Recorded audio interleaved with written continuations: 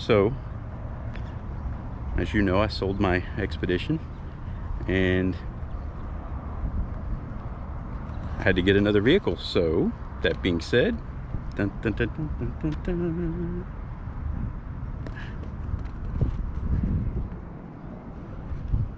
Here it is. Is it what I wanted?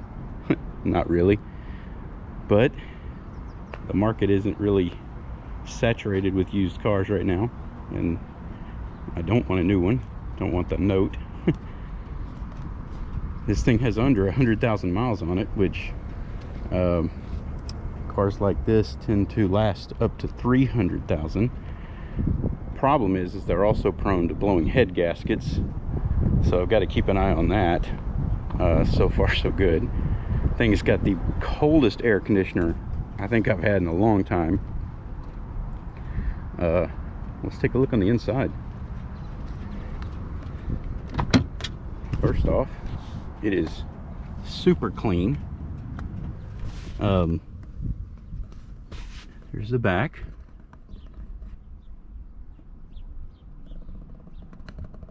Like I said, it is super clean.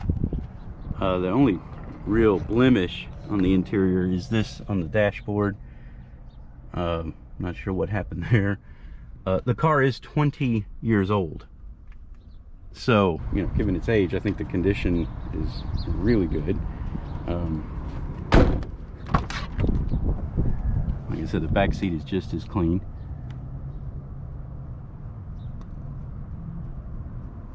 Again, the car's 20 years old, so it does have a few blemishes. It's got some primer there. They covered something up there. Tail lights are, plastic is starting to crack and stuff like that. We've got some floor mats back there. I need to take those out. Here's my blanket.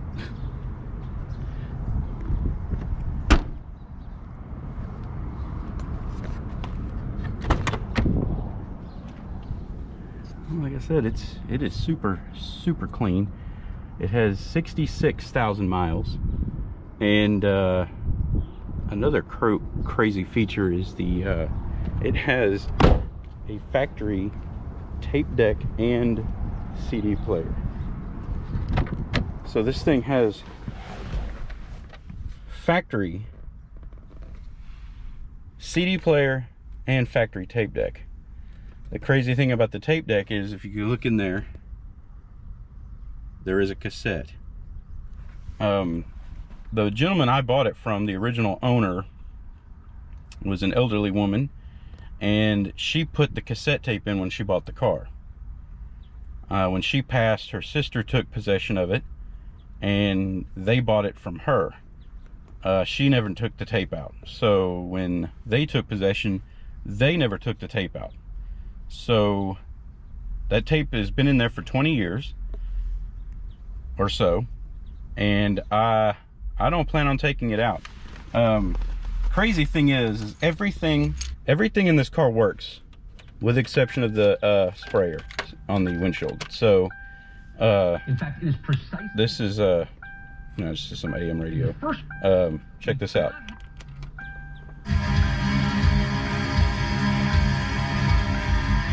That's the tape. You can see it in there rolling. It works. As does the CD player, which there is no CD in it at this time. So, but that's incredible. So, out of respect for the original owner, I'm going to leave the tape in there. Another crazy thing is this, dude. So there's a cup holder down here. I've got a cup in it, as you can see right there. And there's a secondary, and it's right here. In the dash. It's pretty cool. This is the one I usually use because I keep the hat right there. But yeah, there it is. 2001 Subaru Outback. They call it the Legacy Outback, but it doesn't say Legacy. It just says Outback. It is all-wheel drive and everything works. I plan on putting my CB antenna up here, and as of right now, this is going to be a temporary car. I don't plan on keeping this forever. I just would just rather have a truck. But and this one does not have a towing capacity or a towing package. There's a no towing package, probably because it is a 4-cylinder, so can't pull a trailer, can't really haul anything with it. So I will probably be getting a truck when the market opens back up as far as cars. You know, there just isn't any right now. So but so far it's been a week. It's been such a good car. Fuel mileage is outstanding. It handles better than a 20-year-old car should, and on the highway it's amazing. So as long as I keep the fluids in it and watch the temperature, you know, just keep an eye on all that stuff, we shouldn't have no issue. It's just not, like I say, it's just not what I really wanted. But who knows, I may end up keeping it as a backup or a weekend warrior, something that we can just take to the beach and just get a truck for hauling stuff and pulling the trailer. Who knows? So let's take her for a spin.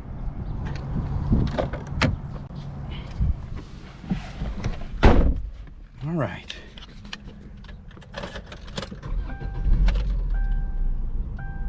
Like I say, the car runs and drives better than a 20-year-old car rightfully should, in my opinion. And like I say, the air conditioner is freaking cold, and it's just, it kind of boggles the mind how impressive and how good a shape it's in. Like I said, it's 20 years old. It's got its blemishes, but shoot, my 14 Expedition had quite a few blemishes. The steering is stiff. It feels like it either doesn't have power steering or it's got a weak power steering pump. But you don't hear it growling or moaning like a power steering pump would. It's just a little tougher to steer than than anything else I've driven. So, but now in the city, when you're driving, you know, 30-40 miles an hour, you know, you hear a few bumps, you hear a few, you know, it's not as quiet as a newer car. It's 20 years old, but you get out on the highway and it's amazing. It is very quiet, it's smooth, and it outdrives my Expedition. Actually, it's not as lumbering. It's quieter than my Expedition was. Although I will say, granted, my Expedition was an SSV, which was, you know, lower trim model than an XL. It was actually quite cheap, didn't have carpet or anything like that. That may have been where a lot of the noise was coming from. It didn't have carpeting and stuff like that in it. But you can see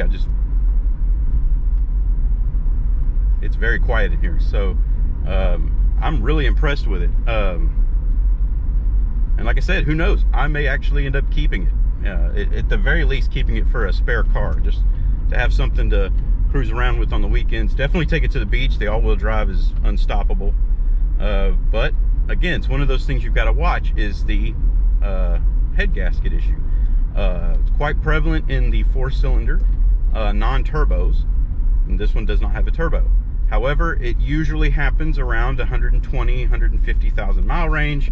This one only has 66,000, and they say that it usually happens when cars are driven hard, like they you know, take it out off road a lot, they beat it up, they don't do the oil changes religiously.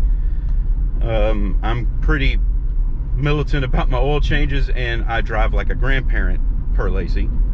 So I definitely baby the cars that I own. So who knows, it may not even happen.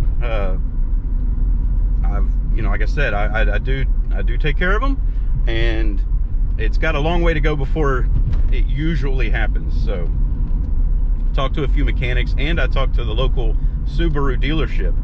Basically told me you have nothing to worry about, as long as you don't drive it like it's got numbers on the doors and you take it up a mountain, which I have no plans of doing. The only off-road action this thing's really going to see is the beach, and the beach is down here, very flat, very packed, not a lot of loose sand. It's not going to get stuck. So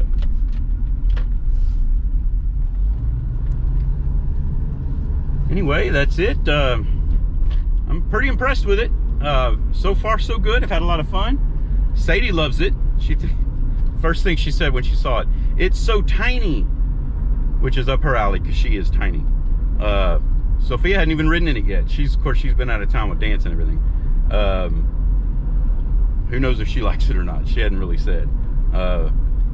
Lacey said could have picked a prettier car, but you know, like I said, beggars can't be choosers at this point. I couldn't beat the price, and I was really looking for something under 100,000 miles, which actually these days is actually an old myth. You know, back when I was younger, if the car was near 100,000 miles, it was time to get rid of it. So, you know, I didn't want that, and I didn't want a note. I didn't want to pay a monthly note for something. So anyway, that's that. Thanks for watching, you guys. Y'all know what to do.